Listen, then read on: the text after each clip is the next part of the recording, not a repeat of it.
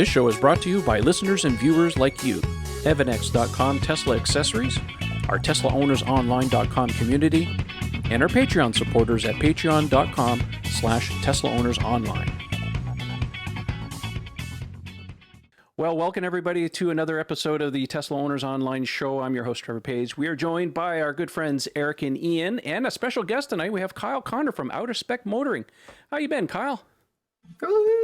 Yeah, great. Thanks so much for having me on. It'll be fun to talk cars with you guys. Yes, absolutely. I thought I'd bring Kyle on. Listen, there's not a lot of Tesla news, so we're going to kind of skip the Tesla stuff.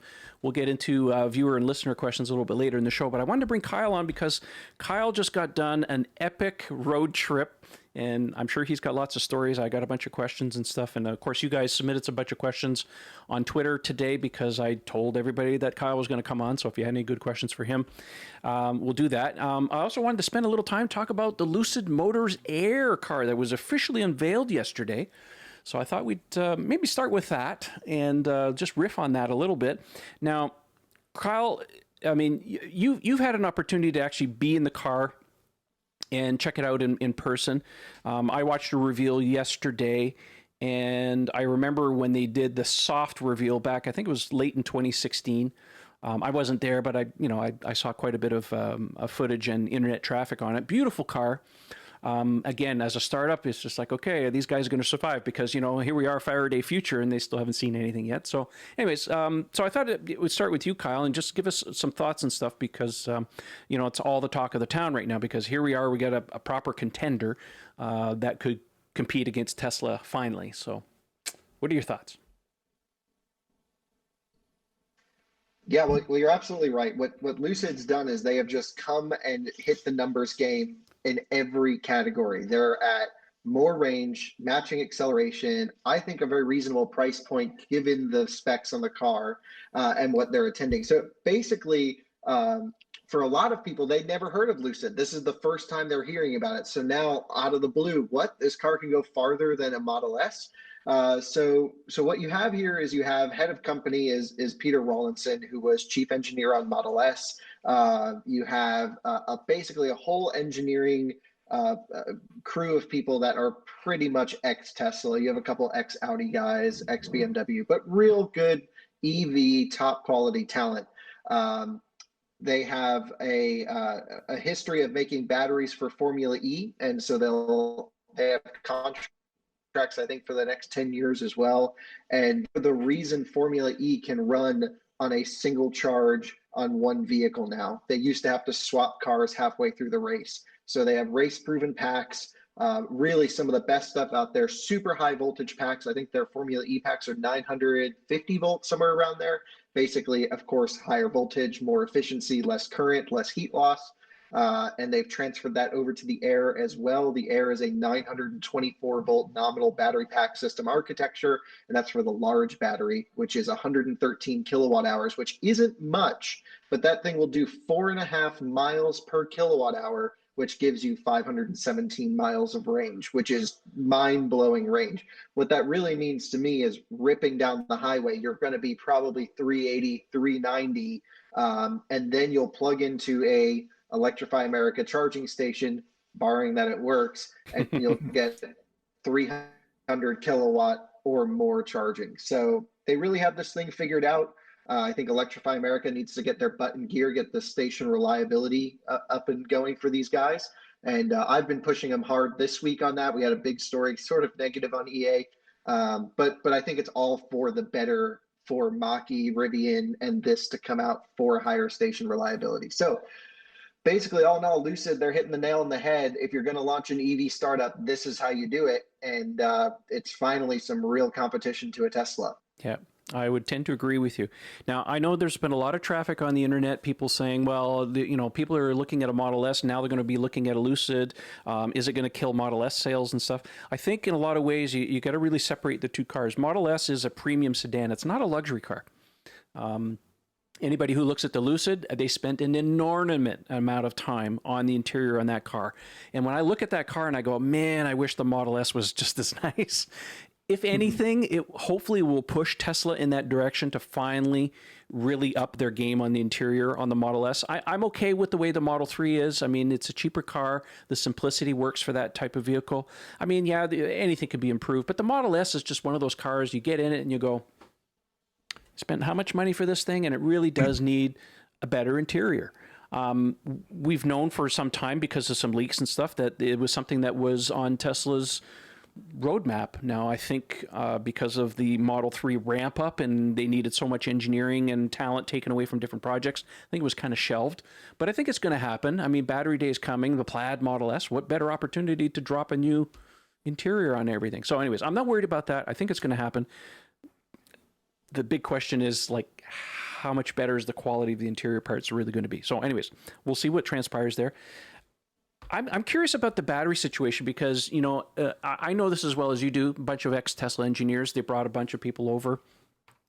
It's interesting, the battery pack's using the kind of same module type of layout system as the Model S compared to, look at the Model 3, which is 4 modules, different voltage setup and different, you know, parallel and series and stuff. But they're doing a lot of the same stuff on this Lucid Air battery pack. Now, it is sculpted, so they've got, you know, the modules arranged in a different fashion and stuff. But my understanding, they're using a 2170 format cell, not the 18650. That just gives them, you know, I think the cooling system's probably very similar to what Tesla did. I mean, you don't re-engineer a battery pack in a year. So obviously this has been something that's been in the works for a number of years. I've been working on this car for, what, 5 years now, something like that. So Electrify America. Yeah, you're absolutely right about, sorry, go right ahead. No, Didn't go mean ahead. to interrupt you. No, please.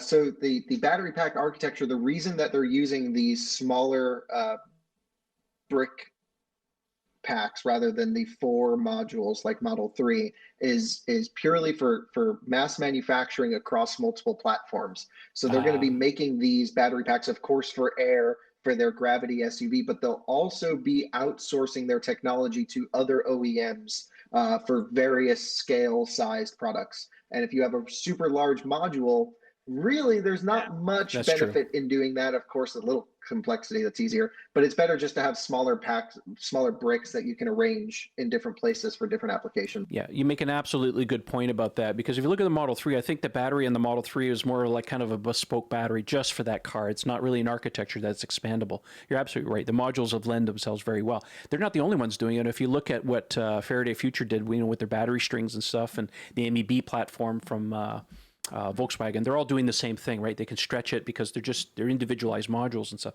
So there's certainly some benefits there.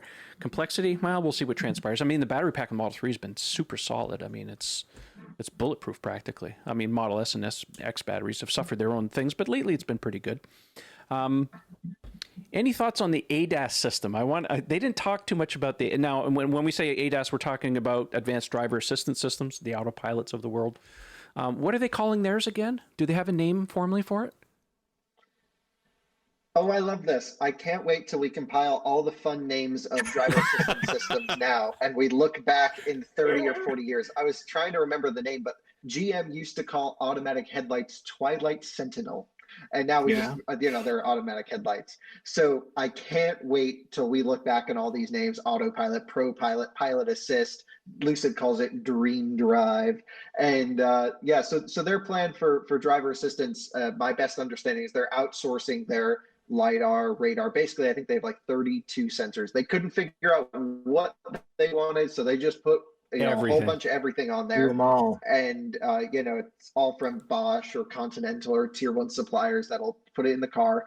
And then they're going to probably leverage either the best available off-the-shelf driver assistance software from someone else and integrate it into their loop themselves. I think that's the least expensive way of doing it. You have all these people that are working really hard already on driver assistance tech. Don't drown your company down with it. I think if you're starting one up, I'd rather see them just go buy it from someone, because at the end of the day, that's how we're all going to operate in the future. We'll just buy it from whoever's best and throw it in everything. I would tend to agree with you with that. For those of you who are not aware, Lucid is using LiDAR in their systems. They haven't demonstrated their self-drive quite yet. I mean, they did demonstrate part of it when they had the soft launch back in 2016 or whatever. But anyways, it wasn't finished. Things have come a long ways. They didn't talk about what computer systems they're using. If you look at any of the other manufacturers out there who are doing, the Zooks of the world and stuff, I mean, their trunks are just full of computers. So how much miniaturization have they been able to do? I mean, Tesla's doing something on their own. They're going very vertical on that front. Are they going to go to NVIDIA's Drive PX 3 or 4 or whatever the heck they're using at that point? So anyways, little shy on some of those details, but I think that they're probably not ready to talk about that quite yet. Some other interesting things about the car. I mean, I've noticed a lot of people are saying, oh, it's a rather large car. It has an executive back seat. Those reclining back seats are like, that's the cat's you know what. Did you have a chance to sit in the back? Those seats are really nice. Right. So I've only sat in the executive seats in the rear. I have not tried the base bench version. Okay. But by footprint, it's smaller than Model S, I think, in every measurable metric by like an inch or so. But interior volume is almost as large. And especially when you compare it to Taycan, which is right up there in the same price. Taycan's quite large, but has no space on the inside. Yeah, As you know, you're really crammed in that thing. Yeah, it is. It's a pretty small car that ways. Nice car, mind you, but not practical for a family, and that's for darn sure. Kyle, you noticed something interesting. I've been watching your tweets about the headlight situation. The Lucid Air, if those guys don't know, they're using, is it lasers? Prisms and lasers. Anyways, the elements on the headlights are very thin and they all move, but I'm sure they generate a lot of heat. And you noticed something about the headlights, which I thought was interesting. Right, and I can't take credit for it because we were on a media call with Lucid earlier this week where they had everyone on doing like a pre-presentation so we can get all of our stories and videos out in preparation for yesterday's launch. And one of the things they brought up was, these headlights, of course, are super cool, super bright. We have really stupid headlight laws in the US that don't allow full brightness and full functionality. So we'll see what these headlights can do, hopefully when our federal motor vehicle safety standards open up.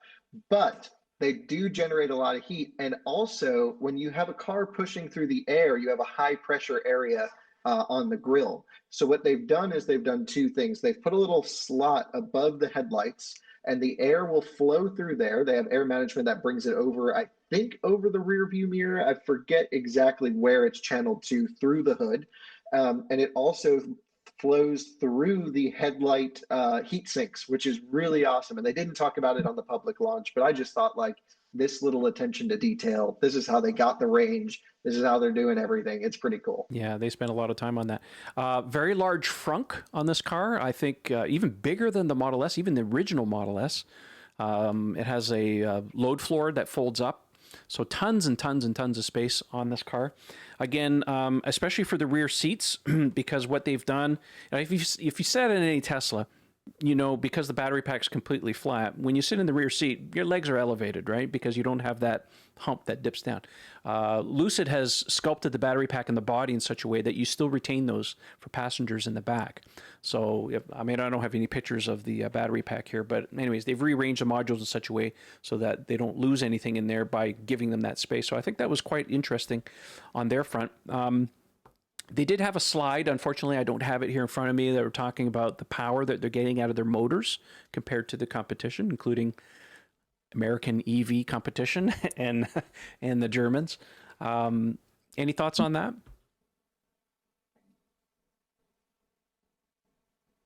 Yeah, well, this is where we get into the alien technology. This is where their benefit comes into. I mean, these are, I forget the exact metrics, but just about 4 or 5 times better in terms of weight to power output than the nearest competitor, which is Model 3, of course. And so, I've not held, but seen both motors. They're too heavy to hold. And, when Model 3 first came out, I think we all were geeking out, like, look at these amazing motors. They're wound so perfectly. And then you look at it next to the Lucid motor, it's like, wow, is that a trash can? I mean, it really is night and day. And so what they're able to do is they're able to house their motor and their gearbox, their gear reduction system inside of one motor housing. And which means you don't need a separate gearbox on the back of it. So you're just taking space away. Now, will these gears hold up? We don't know. Longevity, we'll have to test when they hit the roads, of course. But I do believe that they know what they're doing. And it seems pretty cool. The big question for me is, what is this Tesla tri-motor system going to look like on battery day? And then after that, what is Lucid's tri-motor system going to come? Because Lucid hasn't even shown us everything yet. They've teased the tri-motor version. Tesla's teased the tri-motor version. I think they're just waiting to see what Tesla has to say at this point. They did show 2 other cars that they have in development. Obviously, there was a leak about the SUV, which is what they call Project Gravity. Very short on details on that. But anyways, an SUV. And it looks like they had something a little smaller, maybe a little more compact, like Model 3 type size, or maybe something like a little Roadster still under covers. So anyways, they have at least 2 other products that they're working on that we know of. I thought it was interesting too that they actually talked about energy storage. They're doing a lot of the same Tesla stuff, using their battery technology to build power pack type things. Did they go into a lot of detail about that, Kyle?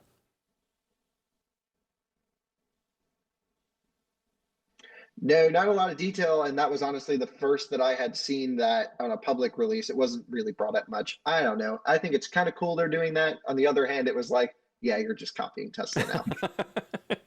Yeah.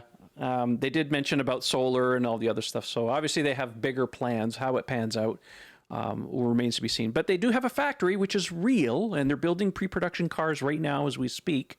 So they're expecting first production cars sometime mid next year. Was that the timing? Yeah, spring of 21, first cars roll off the line. Peter Hochholdinger, head of production, is a stellar guy. I know him personally. That's where he ran went. Audi Q5 production, which I believe had the... Yeah, so Peter did Q5, highest quality production of any German automotive production line in Germany. Then he went to Tesla, fixed all the Model 3 ramp-up issues, and now is over at Lucid. And basically, what Peter Rawlinson did to Peter Hochholdinger was just go build the best factory you can, do it however you want, you're in charge, go have fun. And it's just, I mean, it is such an incredible place. I should be over there very soon getting a tour on video for everyone. It's going to be pretty awesome. Looking forward to seeing that. I was wondering about Peter because I remember very distinctly when he was brought on to help out, with the Tesla thing, and then it went dead quiet. It's like, what happened to him? And now you mentioned the name. I'm like, oh, well, that's where he went. No, really smart guy. Tesla needs a lot more of those type of people, but they probably have more people now. Who knows? I mean, they're building factories. They're learning as they go. And so, yeah, the Lucid looks really cool. It's out of my price range. I think it's out of most people's price range. But if you're cross-shopping against a Tesla and stuff, yeah, I mean, there's plenty of time between what Tesla wants to release. I mean, the Plaid Model S is scheduled to be released by the end of this year. I have a pretty good feeling we're going to see something at Battery Day. Elon has been hinting quite a bit that there's quite a bit more to show. They don't have any other opportunities of doing any kind of more reveals between now and the end of the year, so why not show both at the same time? Hopefully they'll talk about the Roadster too and maybe some other technologies. So anyways, I'll put a link in the video description. You guys want to check out the Lucid Air presentation. Very well done, very good stagecraft on their part, very well rehearsed. Peter Rawlinson is a very well-spoken guy. Actually, everybody was, but yeah, real smart guy. I remember him back in the early days when he was at Tesla. They did three or four videos when they were developing the Model S. Back in the day, I was watching that program very, very closely. He was a very smart guy. So anyways, having said that, the reason we brought Kyle on is because he did an epic road trip. I have a map here. I'm going to bring it up now. You guys on the show can't see it here, but I'm going to bring it up for people. Now, Kyle sent me this picture. He said this is not exactly the road trip that he just did. This is just after, what was it, 1 year of ownership? How many trips you've taken and places you've gone? Yeah, just under a year, 11 months or so. And that's just for that car. Jeez, that's crazy. So tell us a little bit about your trip. Where did you go? What were your plans? What did you do? Interesting stories along the way. Fill us in. Yeah, so Alyssa and I, my girlfriend, we we're sitting at home. We're like, okay, we've been at home for the coronavirus thing. We're like, we live at this destination right off I-95 on the East Coast. There's like 5 breweries and restaurants, and we are like the closest house. We are literally on the campus. And so we're like, okay, everyone's just kind of around us. Why don't we go away from everyone and go camping? This was the idea. Let's just go into the middle as far as we can get away from everyone, go on a big camping trip. So I went online, called a few companies, had everything shipped down to my parents' place in Florida. And basically we had, Yakima Grand Tour 16 roof box, tents, camping gear, stove tops. We threw the dogs in the car. This was 2 days before we left. We didn't know how long we'd be gone for. We put together a little intro for our video series, and we bolted. So we went from North Carolina down to Florida, spent a week there, prepped the car, got everything ready to go. And then it was straight from Marco Island, Florida, which is about as south as you can get in Florida on the west coast, all the way to Minot, North Dakota, which is about as north as you can go straight up, and which was amazing. How long and did what that a take cool you? trip, because that was an interesting one, because that's not really, not very long. We kind of camped out, took our time. But there's no like supercharger route along the way. So it's a lot of really deep charges and doing 250, 280 mile stretches to get to the next one. And so I liked the challenge of it, of course, with the roof box. If I can't be cannonballing, I want to be stretching every last mile out of the car. It's just something to keep me occupied while driving. And then, basically from there, we went through all the national parks out in the West. We did Glacier, Tetons, Grand Canyon, all, you name it, we did it. Which was amazing, camped through the whole thing. And then after about a month and a half, we kind of got tired of camping, stationed ourselves in Denver. Then we went back to California. I grabbed a Morgan +4 press car, and we went on a 2,000-mile California coastal road trip in a Morgan, which was amazing. We took this big road trip up in the Morgan, up and down the coast, 2,000 miles. Then we went back down to Los Angeles. We did spent some time with friends there, other automotive journalists, went back to Denver, did Pikes Peak for a week, which was really cool. So we were there covering the whole thing. One of the cars that we did a lot of the validation and testing on at our facility here in North Carolina, which was the stock Model 3 Performance, won their class and beat out all the other Teslas. Mostly due to them having issues, but still, it was great to see Blake win Pikes Peak. That was a community-backed effort, which was pretty interesting. First of its kind ever at Pikes Peak. Nice. And then we came home, and that was about 17,500 miles, and 2 months later. Oh my gosh. I've been watching your videos. I thought it was really interesting. I want to talk really quickly about Pikes Peak because obviously you brought it up. Randy Popst had an accident on the very first run. And boy, did those guys really come together. And they fixed up their car in less than 48 hours, which I thought was unbelievable. And do you have any more details on that particular situation? Yeah, I followed it all the time. I was there checking on them, working on the car.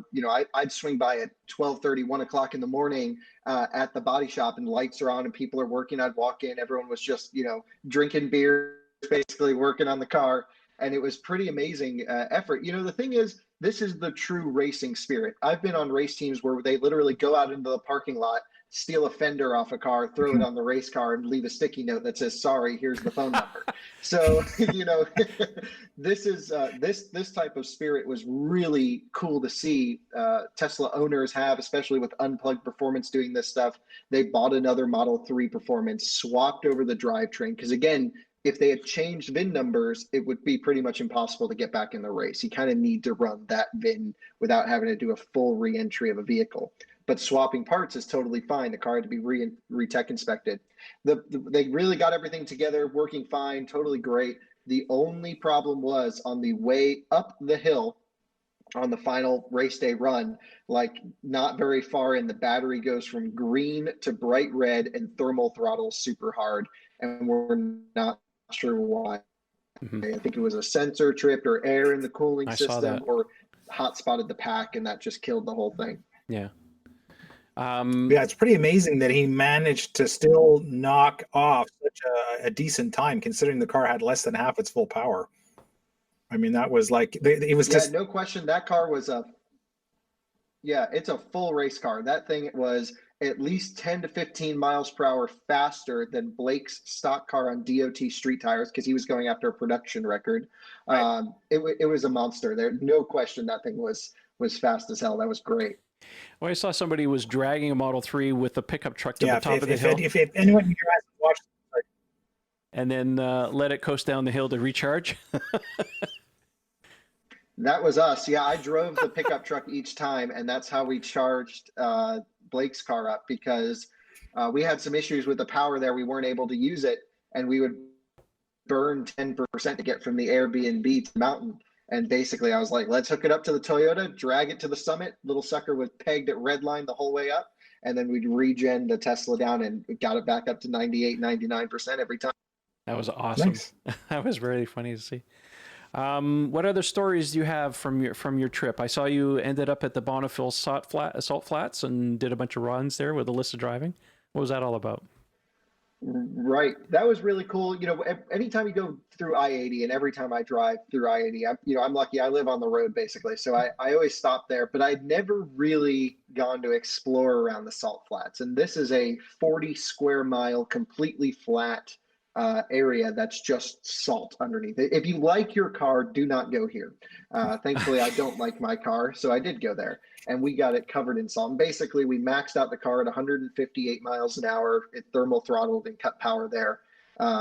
We did lots of big skids, lots of fun.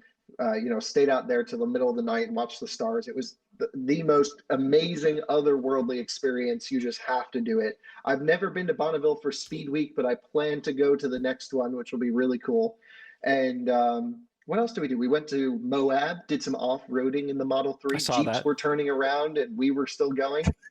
And I'm surprised my battery is still in my car. I mean this seriously. There were a couple big jumps where I'm just like, there's no way that this is attached to the car anymore. We were teeter-tottering on the pack. I mean, just destroying this thing.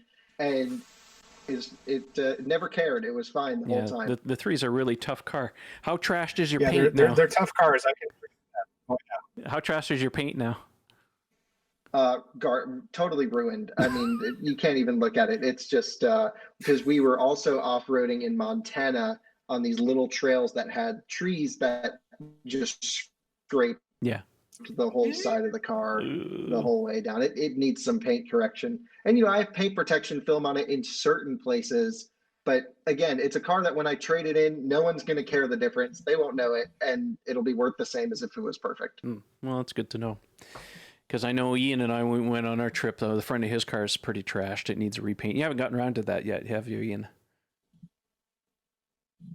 Oh, and Ian's frozen. Why? It's just going to get worse. We're having some really difficult times So thankfully, with video. Yeah, my front end's all paint protection filmed, which is good. And then also the key rock chip area. So it's really not that bad. Okay. I've run it through 2 car washes since I've been home, but there's still bugs caked in everywhere. So it's a project for another day. Very cool.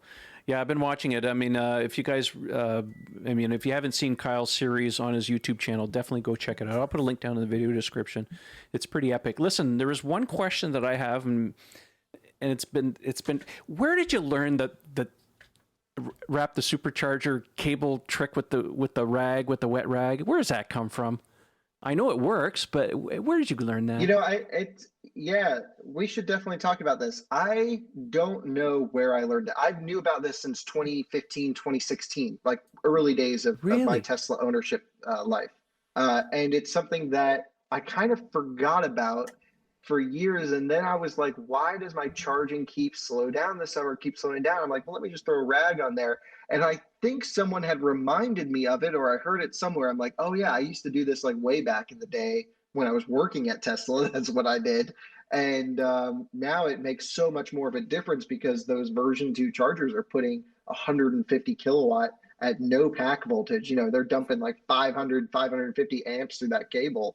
And it really makes all the difference in the world.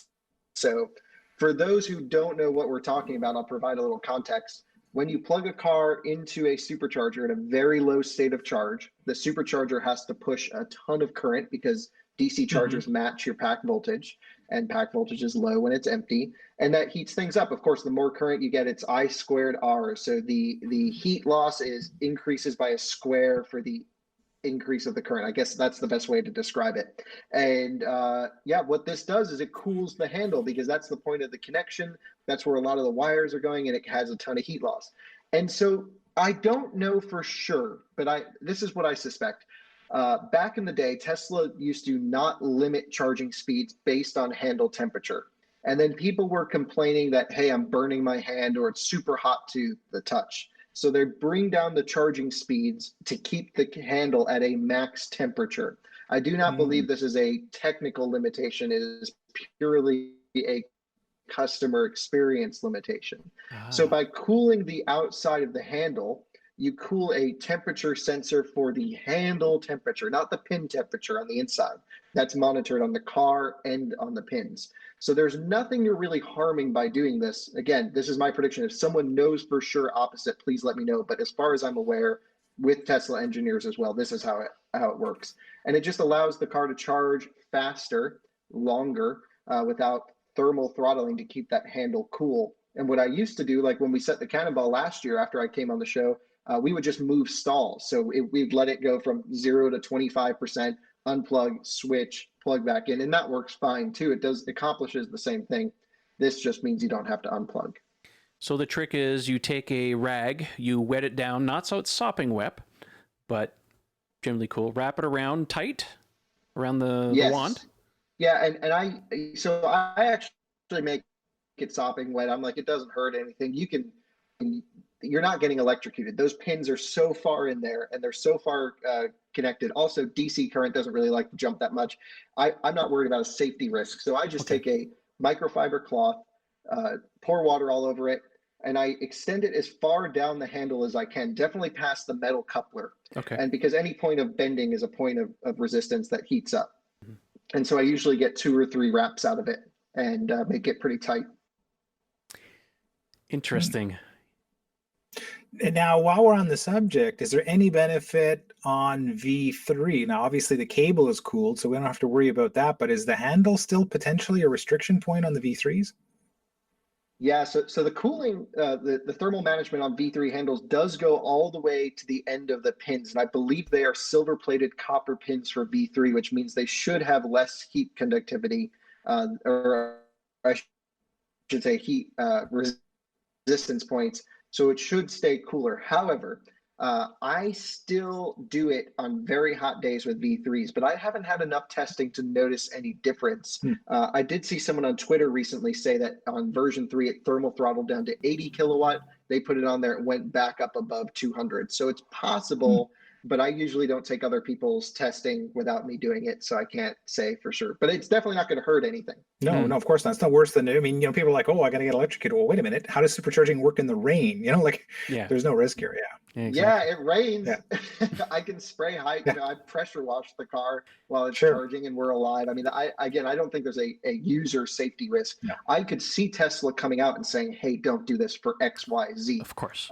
However, me personally, my stance is I'm still going to do it because it works. It's not dangerous, and it may put their cables under a little bit more stress. But at the end of the day, like, I'm not going to sit at a supercharger for 15 or 20 minutes longer, which is seriously the time difference we're talking about here when it thermal throttles, just to protect their cables a little bit. It'd be very fun to try this in the middle of winter when it hits minus 20 and watch that. I can't get it off the wand. It's frozen. It's frozen. It'll just get stuck on there. Yeah. Oh my gosh. I remember on our trip, we had a couple of times when I got into the car and wrestling. I mean, it was, some of them were V2s. I'm like, man, they're wrestling that cable. It's like a python, when it gets nice and cold like that. So, especially when they're not being used or not warm. The Electrify America stations in the winter time, they use a much thicker cable than the Tesla superchargers do, and this thing is impossible to move.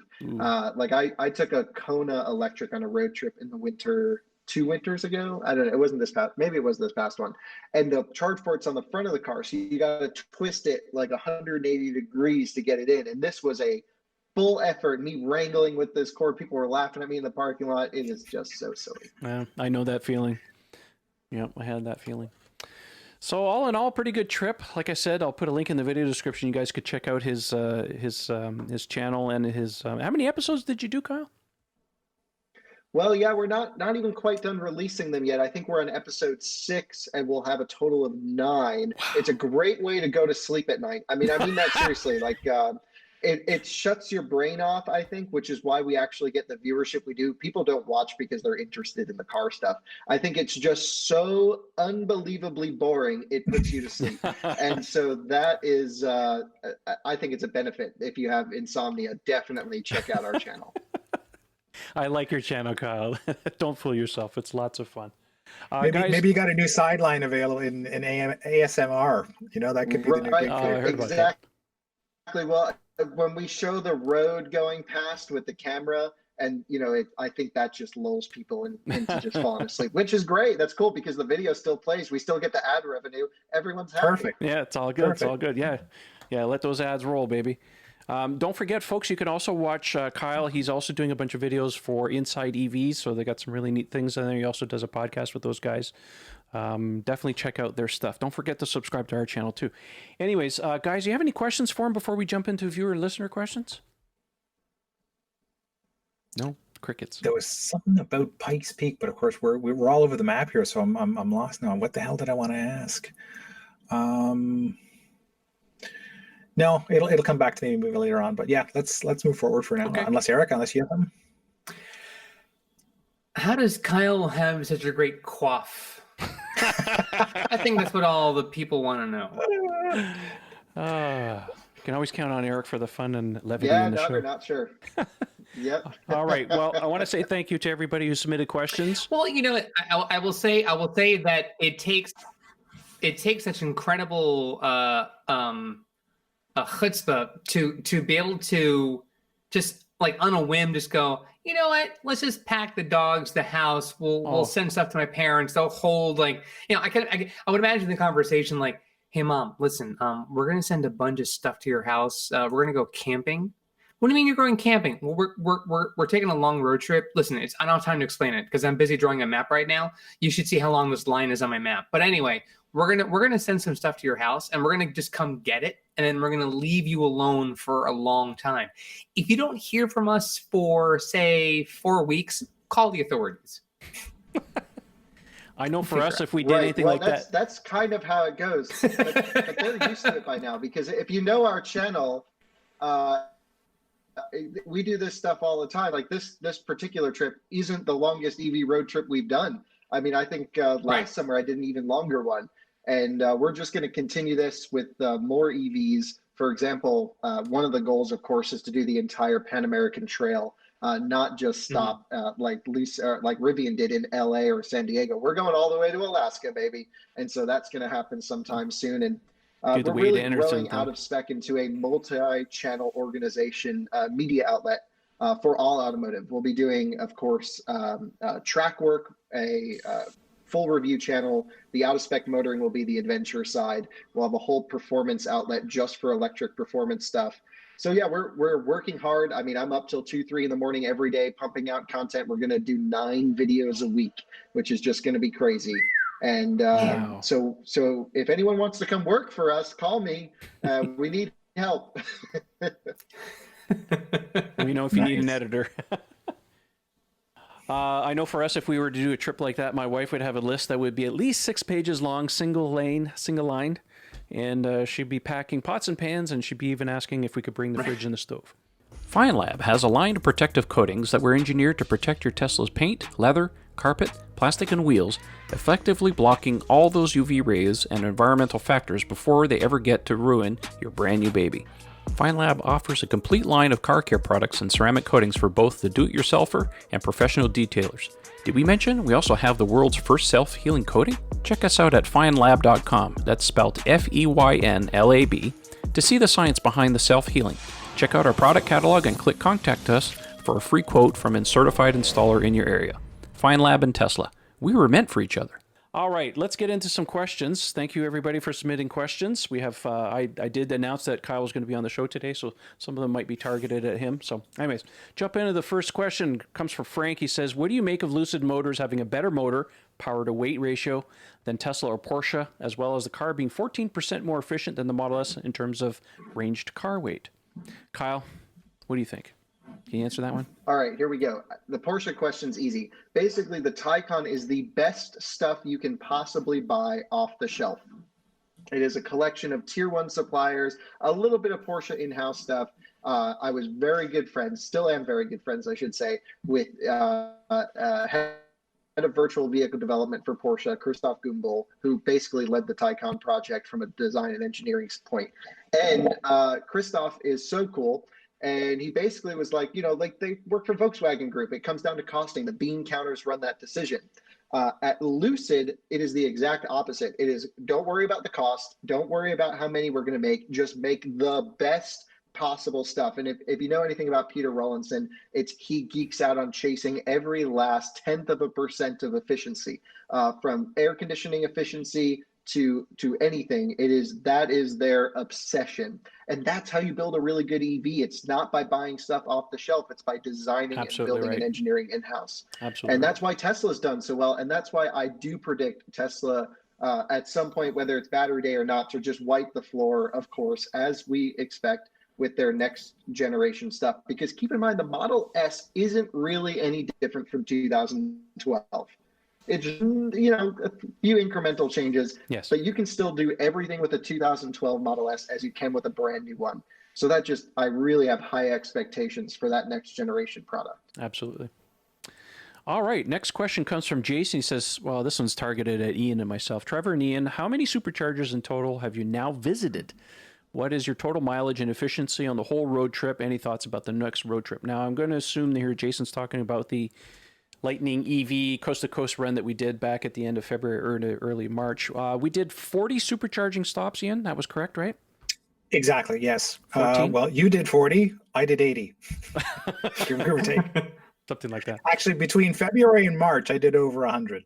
I'm not in Kyle's league, but for me, that was a huge number. Yeah, so that run was 40 Well, how trips. many? I know, because, you know, stops. Ian, you both of you. Go ahead. I was going to say, because you've also driven down to Florida and back. I know you've done that trip. So how many unique charging stations, superchargers, would you say you guys have visited between Canada and America? In the US, I've done the Florida run twice now, not the identical routes. So, you know, it's normally around 10 to a dozen stops each way. So, and they're repetitive. So let's say I visited a total of 20 unique chargers in the US so far. And in Canada, there were definitely 40 unique chargers plus a couple of local ones. So I've probably visited somewhere, I guess, around between 60 and 70 different unique chargers is my best guess to date. Yeah. I think I've done, I want to say less than 10. Really? Wow. Yeah. Oh, you got to up your game. I've been to, so when we were in, I've been to one in Orlando. There's one. I've been to the one in Melbourne, Florida. I've been to the one in a couple in Palm Beach. So I think all in all, been to maybe it might be close to 10, if not a little over 10. But I don't think it's even a dozen yet. So I have a fun statistic about this because I use Testify. I should just leave the show. I'm sorry, everybody. And yeah, as we all know, Tesla blocked some AWS stuff today, it sounds like, so we can't use Teslify. But I think on this car, which, again, I haven't owned a full year yet, we're at 250 individual chargers of just superchargers, not counting level 2, not counting CHAdeMOs, which CHAdeMOs I think I've done 20 or 30 individual and at least another 100 level 2 locations as well, just on that car. And that's what you get when you road trip a lot, but you definitely see a lot of installs. Yeah, just to answer. I will tell you, you know what? I have a lot of envy for folks who can do this, because I sort of wish I could do what a lot of guys do, which is, I mean, look, it's hard for most Americans to just take a week, 2 weeks, a month, and just go road tripping, right? Like if your nature is, you know, you run your own company, you know, you're a blogger, you know, like if you're, you know, what's that an influencer, like if you have a way, you know, if your job entitles you to just sort of like be able to be out there and push content, you know, then that's to your advantage. But most people, like, I mean, I wish I was a travel blogger or somebody who worked for like a travel magazine, because like, hey, now I get to go do these things. And in light of COVID-19, I think it's good to sort of therapeutically get out there and see something different than the same four walls. So it's good envy. I'm not like mad that you guys can do that. What is interesting though, and I think it's really how you take it, but sometimes when people who do travel like that look at folks like me and go, well, why haven't you? And I want to make clear, like, sometimes it's because there just isn't a way to do it. Like, it's the want is there, but the opportunity to do it doesn't present itself, whether it's financial, time, anything else. But certainly to live vicariously through the travels of others is great. In the meantime, I would eventually love to, with my Model 3, to just take it out somewhere, because I've owned it now for, 2+ years, and I haven't really had a chance to stretch it outside of Orlando. Or no, I've been to, I'm sorry, St. Augustine. St. Augustine is the farthest I've gone with my car. Just so everybody knows, So, Eric and his girlfriend were so lucky to do this. Yeah. Just so you know, Eric and his girlfriend were supposed to come and visit us this summer here in Canada. Yeah. But because of COVID, the borders are shut down. We were. That would have been an epic road trip. Yes. It would have been. And we Yeah, well, likely as soon would as have the made borders are some, we likely would have made some stops in New England, New York, either coming from or going to Canada. But, like it's, I think it's great in the time that we're in, that if there are opportunities to sort of experience nature and be out there for a bit, especially when in light of the wildfires happening out west. I mean, my heart goes out to all those folks, and I really wish all of our listeners and viewers who are out there are all safe and sound and doing all the best they can. But, to be able to travel to different places, experience new things, even if you're not an outdoors kind of person, if you're never not a camper by nature, just to be able to get in the car and go venture somewhere new, especially when, as you guys have done, which is sort of on a whim, you may just like, hey, we're going to just go away this weekend. Where are you going to go? I don't know. We're just going to drive till we find somewhere new. That spirit of adventure, I think, lies within all of us. So I think it'll be great from whenever I can do it, to go do that. But I think all of us aspire to do that. That's the name of Ryan's car, Spirit of Adventure. It's perfect. It is. All right. Next question comes from... Actually, I just want to finish off for Jason, because he did ask, what was your total mileage and efficiency? Yes. 6,090 kilometers as per the car's odometer. So that's probably slightly optimistic, 5% or so. Efficiency was 215 watt hours per kilometer. So that's what we did. So a little over 3,800 miles. Winter. Okay, you were hauling. It's cold. Yeah, we were moving fast, and it was cold. It was like, we were in double-digit negative temperatures. That's why we love summer, because the efficiency goes. And you also had spares in your car, right? Yeah. We had a fair bit of kit with us. Yeah, I had a full-size 2-ton hydraulic jack. I had a full-size spare tire. Inflators, tools, all the gear for any eventuality. Yeah. Mm-hmm. Yeah. Bottles of pee, everything. In full belly. That's right. And full bellies. Yes. Yes. And full bladders. All right, let's move on. Next question comes from Coach DA. Says, what are the drawbacks of high voltage architecture that may explain why Tesla and others haven't chosen to use it? I love this question, and I'm fascinated to hear what Kyle's going to say on this. This one's for Kyle. Go ahead, take it, Kyle. Okay, if you want to, you can chime in anytime you want, but it purely comes down to off-the-shelf components are typically rated for up to 600 volts. And so when you buy off-the-shelf components such as connectors or things like this, you're saving a lot of money than having to manufacture themselves or find someone to do it at a higher voltage rating. Now, this is a problem that is becoming less common now than it has been. However, the 400 volt architecture, there's another benefit, which is a lot of the early charging station infrastructure is also good up to 600 volt. And the reason you're running 600 volt connections and ancillary hardware for 400 volts is you always need a 20% buffer to top. It's the same from mounting your charging installation at your house, things like this. And so what now has to happen with 800 volt Taycan and now with 924 volt Lucid Air is there needs to be a DC to DC onboard booster to charge at older 400 volt capable hardware. And the Lucid uses the Wonder Box, which is truly amazing because it allows for vehicle to grid as well as vehicle to vehicle charging. Oh, yeah, that's right. On the J1772 and CCS standard, by the way, which no one thought was possible, but I've been saying for years it is. You just need to figure it out. And so they did. And so this is truly the death of Chatamo. I mean, when I said there's Chatamo's dying a couple of months ago, they're like, well, think about vehicle to grid, because no one does that, first of all. Secondly, you can now do it with J1772. Anyway, yeah, purely cost related. There's really no downside to having a higher system voltage architecture. You're able to run thinner cabling, smaller wires, have less heat loss, and an overall more efficient system and a more ready to rock and roll system. So we'll see everyone go to an 800-900 volt system architecture soon.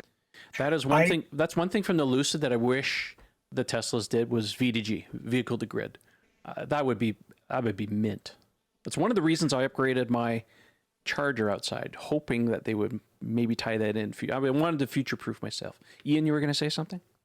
Yeah, no, I sort of had like a part B to that question I wanted to tack on, is having that super high voltage, like 800 in the case of Porsche and 900 and change for Lucid. Is this one of the reasons like Porsche is able to maintain the performance of the system even at low SOCs? Because that's the one thing I'm super jelly about, is the fact that those cars, you can run the SOC down and they pull just as hard, whereas ours under 50%, you really feel them start to taper. Yeah.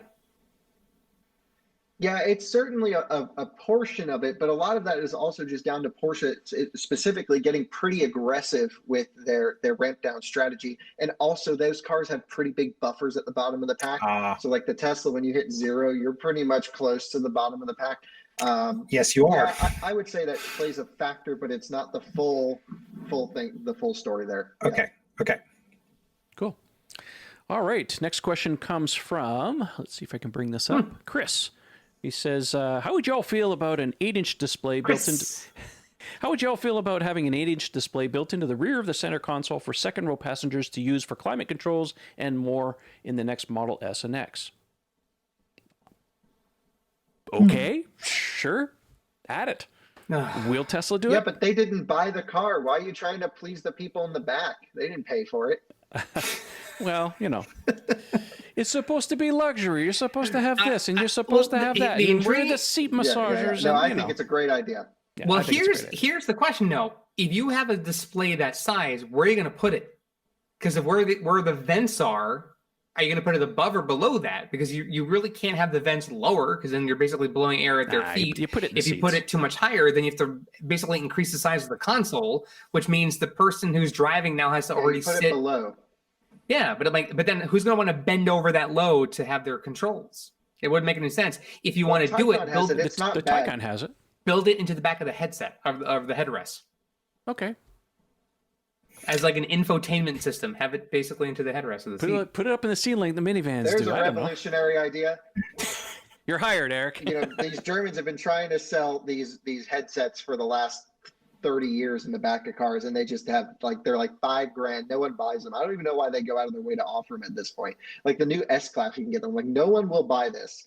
Anyway, yeah. But no, I agree. I think having some sort of something fun in the back just to keep people occupied with buttons would be interesting, because you can't even turn your heated seats on in the back of a Model S right now. And that's or 3. That's minimalism gone a little too far. Yeah.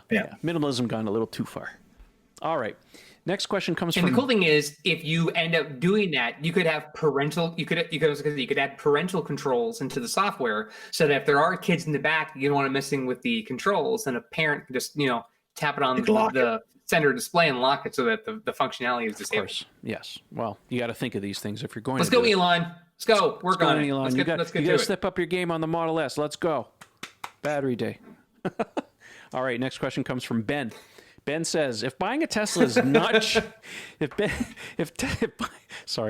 buying a Tesla is not cheap here in Ontario with zero government incentives, well, there is a government incentive. We're just capped at an MSRP. Anyways, then the Lucid Air is going to be more out of reach. When do you folks think that a 500-kilometer range EV will be available for the masses for less than $40,000?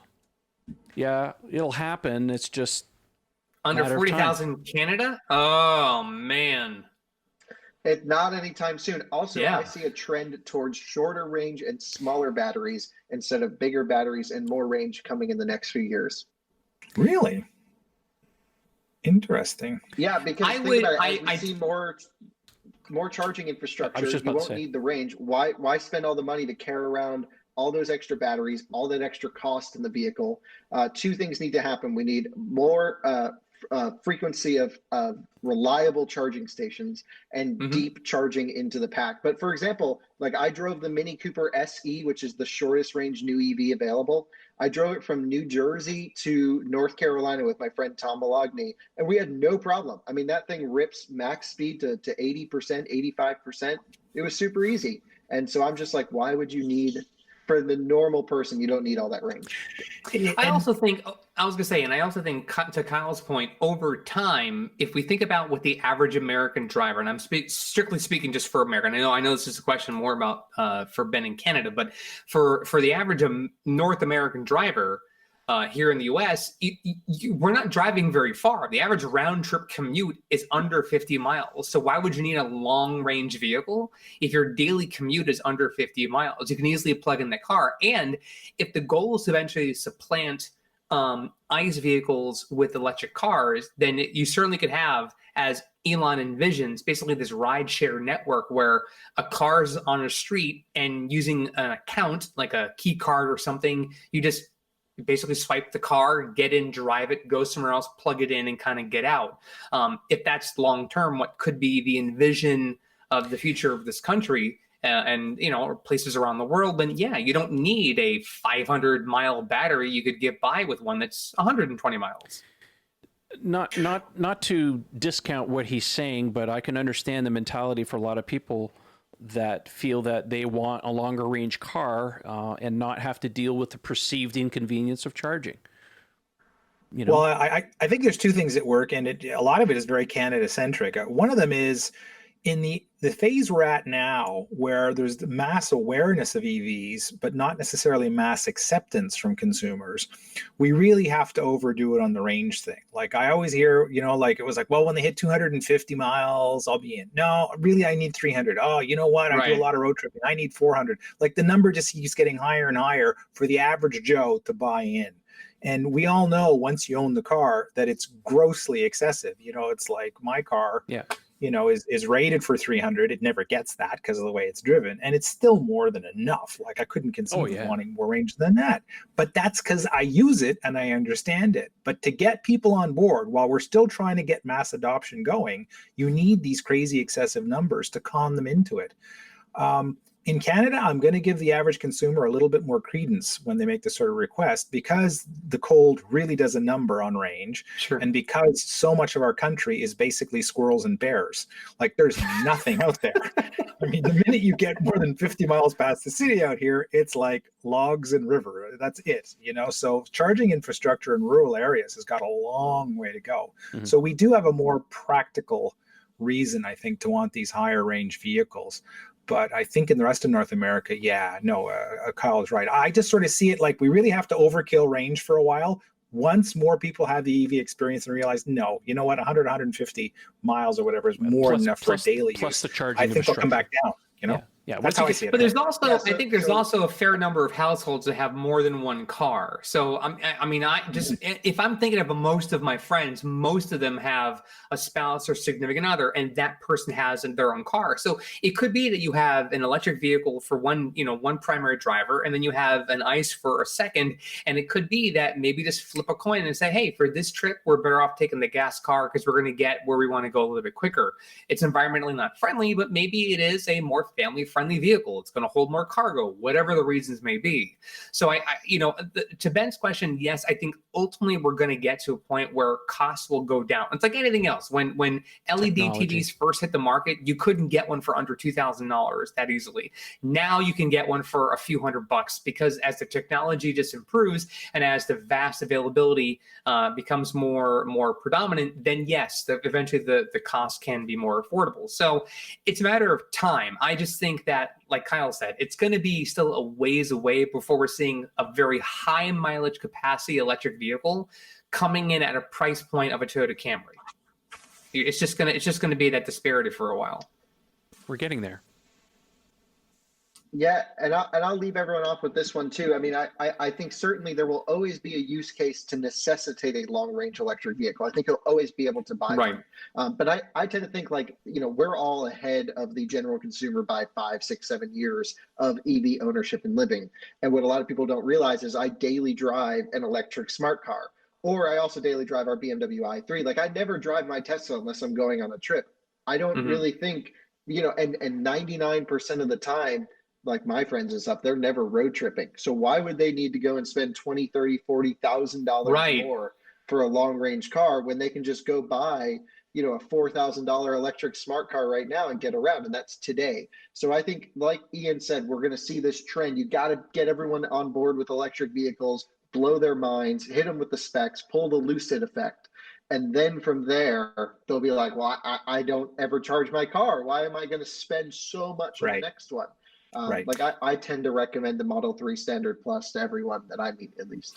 Yeah, and I think it's also a matter of, if the cost variables between car A and car B, let's say it's a $20,000 net difference between the two cars, but car B only gives you 2 or 3 more features, one of which is, say, an extra 106 miles of range that they are offering in the battery pack. Well, how often are you driving that great of a distance with car A versus car B? Is car B really worth it if for 98% of your daily commutes in the course of a year, car A will suffice? And then on the occasion you take a longer trip, maybe make a few more charging stops because, again, the battery pack is smaller.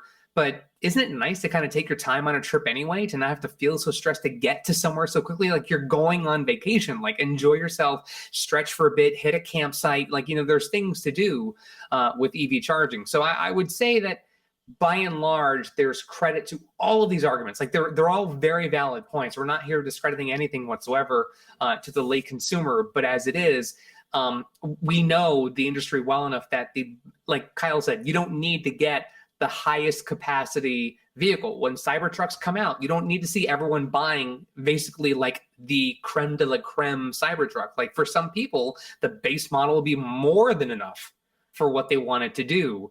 Again, it just depends on what the needs are. But a lot of people are making decisions based on what they think they'll do versus what they currently do. And I think it's what you currently do matters a lot more than what you think you'll do.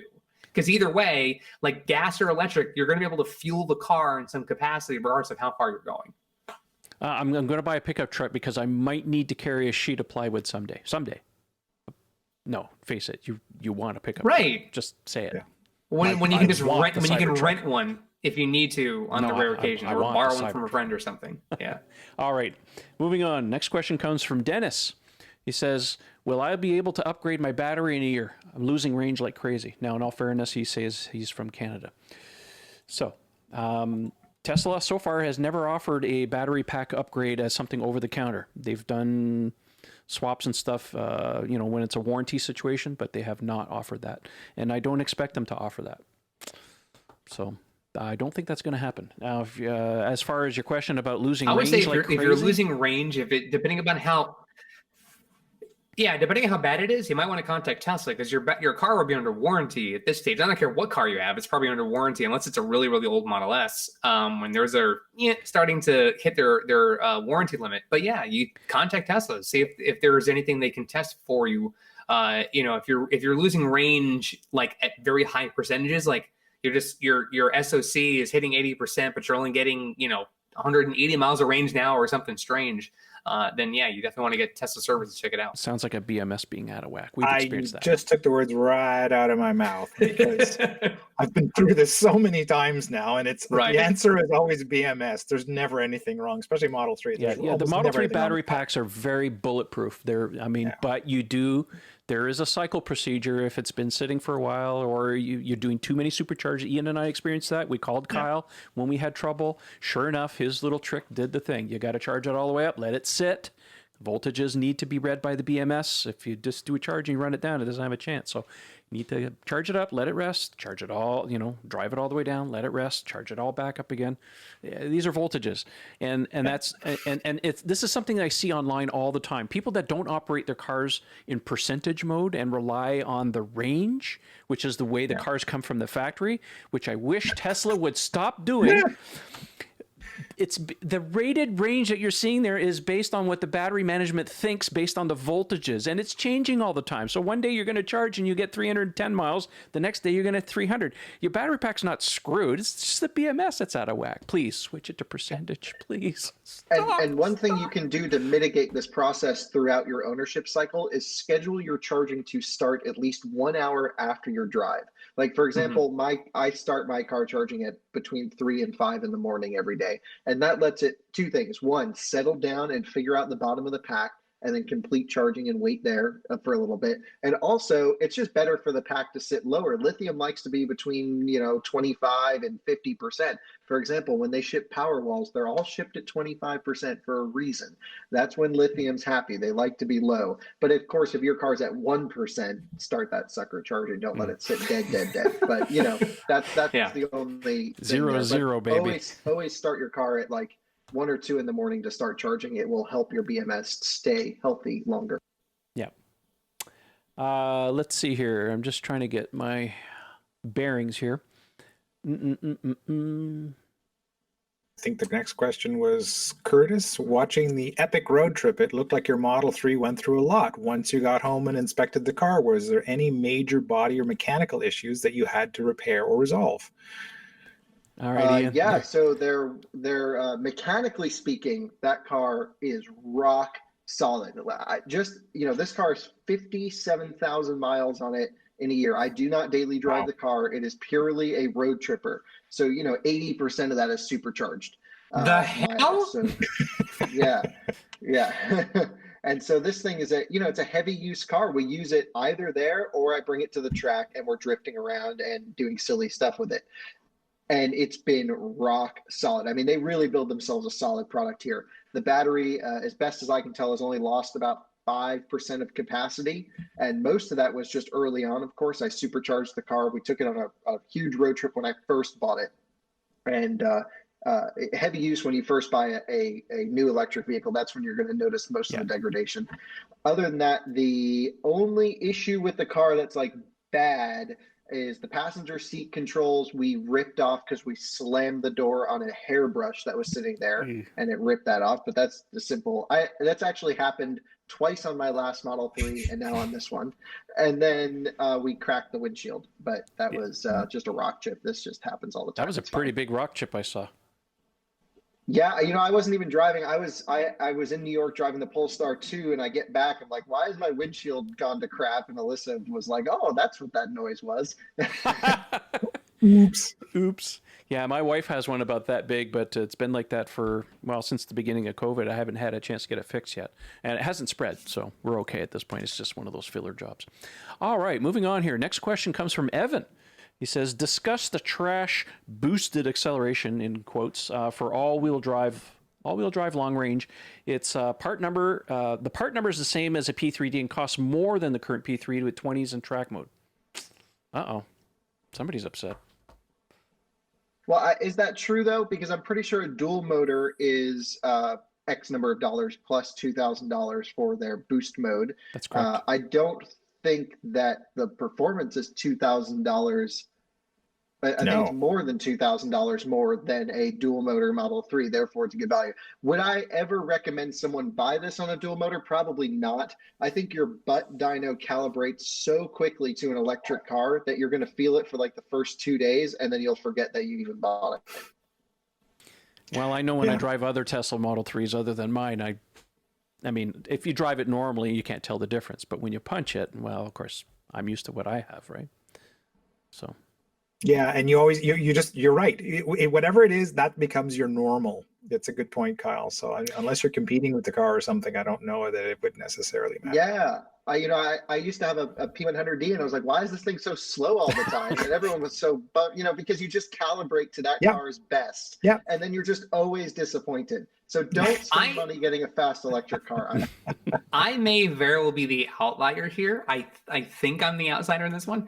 I think this is the most masculine, stupid thing that we ever do about cars, which is trying to launch it, get people to be sick. Oh my God, the wow videos. Like, I don't care. Who drives like that normally? Like, Why are you on the show, if you're Eric? going to a track all the time, it makes complete sense. But I know, but I mean, I'm just not the guy, because I mean, maybe because I get motion sickness all the time, but like, I'm not the guy who gets a thrill from someone who's at a dead stop, like at a traffic light, trying to get on an on-ramp to a highway, and they're like, watch this. And then the car just, so I guess going at like 80 I guess miles no an rides hour. for you Like, in the Roadster, no, right? I'm okay. It just, You're going to get a boarding pass when we go in the Roadster. if you're going to give me a ride in the Roadster, you're going to give me a casual tour you're getting a around barf town. bag is That's what you're fine. I don't want to have to go from like 0 to 60 in, a tenth of a second. Engage warp drive. This brings up a good point that I think I want to ask you guys really quickly, because, Trevor, Ian, especially you guys, you're true car enthusiasts that happen to like electric cars like myself.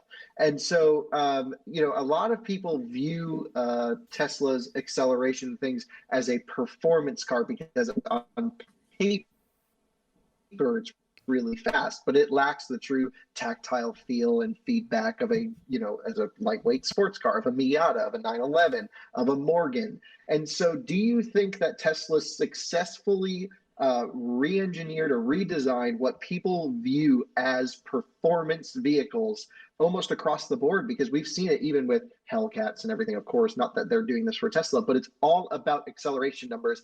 I feel like we've lost the true essence of driving. Do you think this is going to go away? That's an excellent question, and it's one I ponder deeply, because having owned a wide range of different performance cars over the years, including a Miata when they first came out, the Gen 1,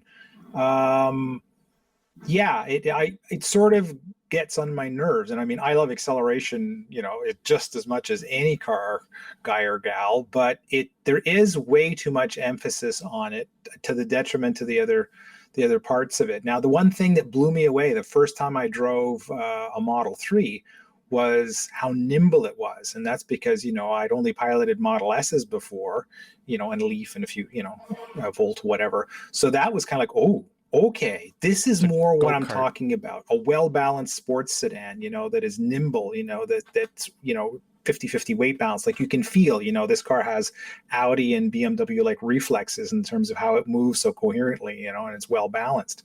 So that to me was like, okay, they get it, and especially for such a young car company, it blew me away that they were able to build that in so early in the lifetime of the company. And yet, now that I've spent a lot of time with the car, I still feel the mass. You're still dealing with a 4,000-pound car, especially when you're chucking it around, at track speeds.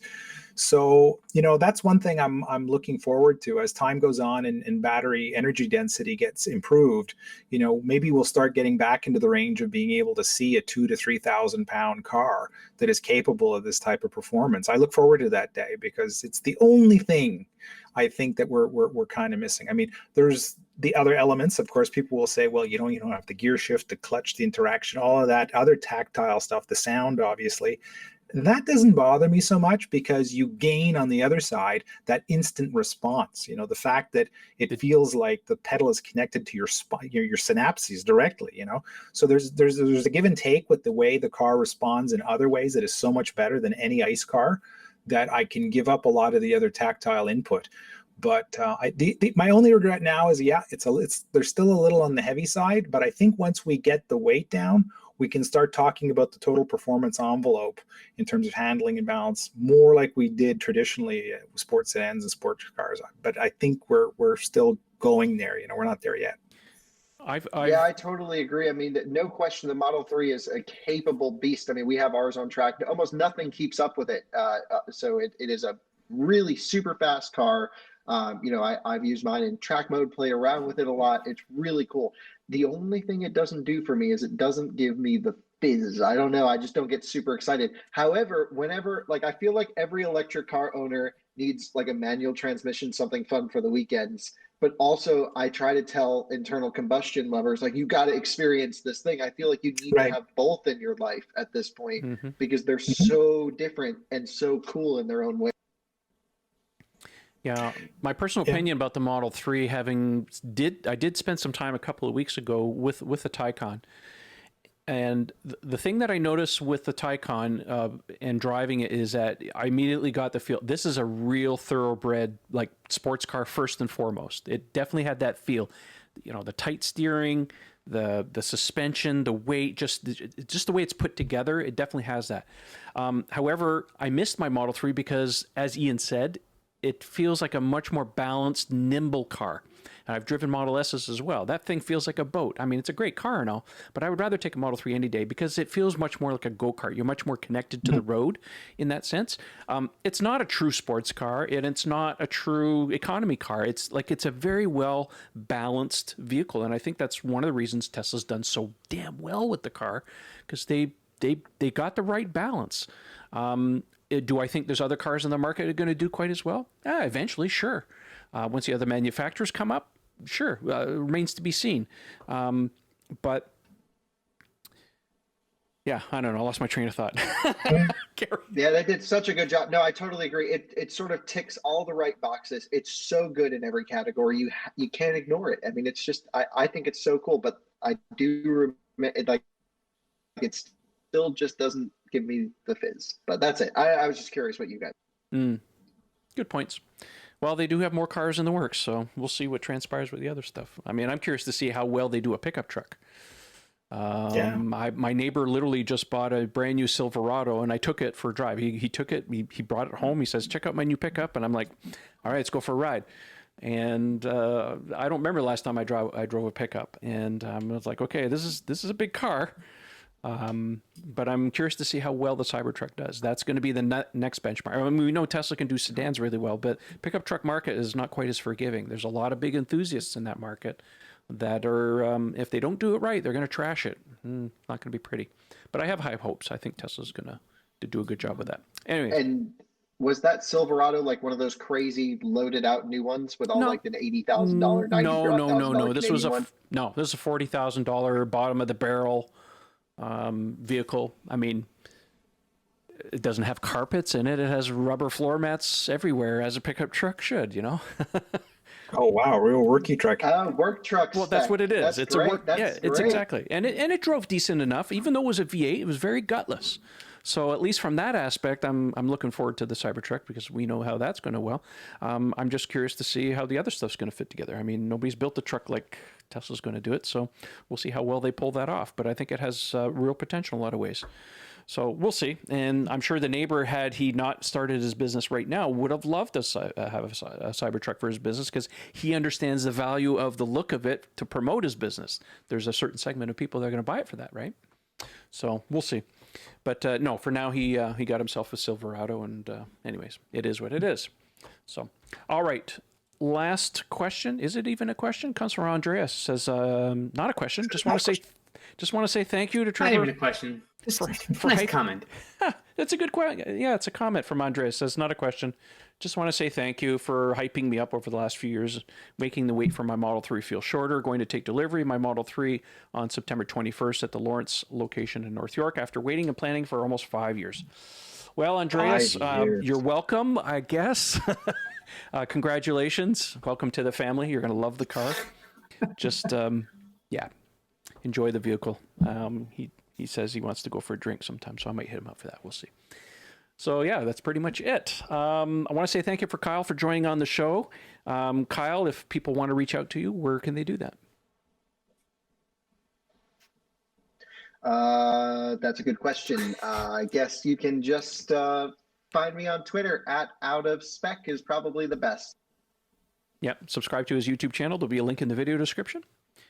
Eric, where can people find you if they want to have a chat with you? Most importantly, one, as I mentioned before in the show, if you're in an area currently experiencing the wildfires, I hope we all do, that you are safe and sound, that your loved ones are safe, your families are safe, your coworkers or neighbors. Just again, this is the worst case scenario we're dealing with right now, and it's climate change is here, it's happening. We're a show focused on the environment in large part because of electric vehicles, but we certainly wish everyone out there to do safe. And with an upcoming election, make sure you're registered to vote. Please do that. Make sure you're registered. If you can vote by mail, do that. If you must vote in person, find out how you can do that safely, especially if you can do it early in your area. You can find me on Twitter at the handle ECFix. That's ECFIX. And thank you for tuning in. Last but not least, Ian Pavelko. Well, you can find me on Twitter at Ian Pavelko. You can also find me Tesla Owners Online forum. The handle is Mad Hungarian, although I will apologize to all of the people there who normally chime in with questions and things. I've been very derelict in my duties because I've been on vacation and I've got all sorts of home projects going on. And just as I'm finishing up my home project, we're starting on a new Model 3 project. Magneto's going to get some work, and a certain Mr. Page from Toronto might be coming down to help with that. So keep an eye on that Twitter account for mayhem that will soon ensue. Yes.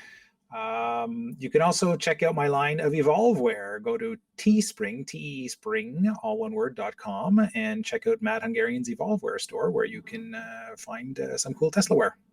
Excellent. Links for all of that stuff will be in the video and the podcast description, so you guys can check out all that stuff. I guess that leaves me. You can find me on Twitter, handles Tesla Owners Online. Check out the forum, teslaownersonline.com. And if you're on the YouTube channel or you're listening to the podcast and you want to check out the video version, go to YouTube, search for Tesla Owners Online. Don't forget to subscribe and click the notifications bell so you know when we drop a damn new video. And that's it for today. Yeah. Thanks for watching, everybody, and we'll see you next time. And by the way, videos are getting real nice. See you guys. Appreciate it. Thanks. Bonsoir tout le monde. Hasta la pasta. No, it's hasta la pizza.